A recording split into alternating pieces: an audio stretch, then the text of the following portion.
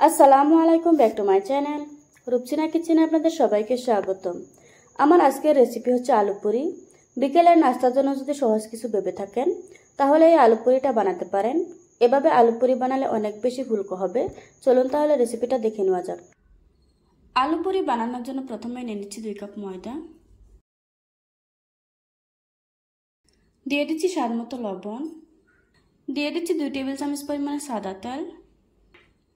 এবার আমি সবগুলো উপকরণ খুব ভালোভাবে মিশিয়ে নেব। কিছুক্ষণ মেশানোর পর এভাবে হাত দিয়ে মুঠ করলে যদি তলা পেকে যায় তাহলে বুঝতে হবে আপনার মাখানোটা হয়ে গিয়েছে। এবার অল্প অল্প পানি দিয়ে একটা ডো তৈরি করে নেব। পানিটা অবশ্যই হালকা কুসুম গরম পানি নিতে হবে। আমার ডোটা তৈরি করা হয়ে গিয়েছে। এবার আমি ডোটাকে 10 মিনিটের জন্য রেস্টে রেখে দেব। এখানে আমি 2টো আলু নিয়েছি আর আলুগুলিকে আগে থেকে সিদ্ধ করে রেখেছিলাম। এবার আমি এগুলিকে ম্যাশ করে নেব। আলুগুলি গরম থাকা অবস্থায় ম্যাশ করে নিতে হবে। আমি আলুটাকে খুব ভালোভাবে ম্যাশ করে নিয়েছি।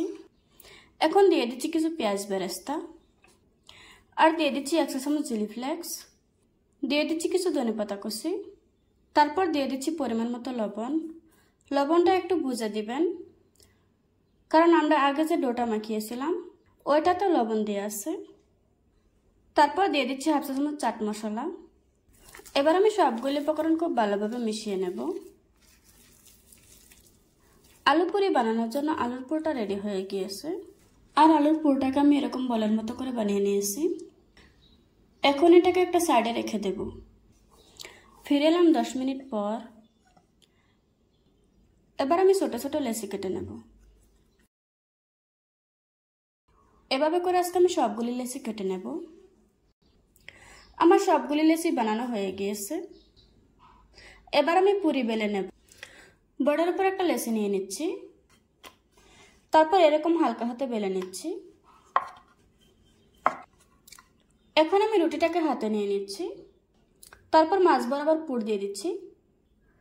মাছ বরাবর পুর দিয়ে সাইডটাকে এভাবে করে মুড়িয়ে নিচ্ছি। খুব ভালোভাবে মুড়িয়ে নিতে হবে, তা না হলে কিন্তু ভাজার সময় পুরটা বেরিয়ে যাবে। এভাবে করে আজকে আমি সবগুলি বানিয়ে নেব। এখন পুরি বানানোর জন্য সবগুলি ডো রেডি হয়ে গিয়েছে। এবার আমি পুরিগুলি বেলে নেব। এটাকে এত বেশি চেপে চেপে বেলতে যাবেন না, তাহলে কিন্তু পুরটা বেরিয়ে যাবে। আমার পুরিটা বেলে নেওয়া হয়ে গিয়েছে। এভাবে করে আজকে আমি সবগুলি পুরি বেলে নেব। পুরিগুলি ভাজার জন্য চুলায় একটি কড়াই বসিয়ে দিয়েছি, আর পরিমাণ মতো তেল দিয়ে দিয়েছি। এখন আমি তেলটাকে খুব ভালোভাবে গরম করে নেব। আমি তেলটাকে খুব ভালোভাবে গরম করে নিয়েছি। এখন আমি গরম তেলের উপর পুরিটা ছেড়ে দিচ্ছি।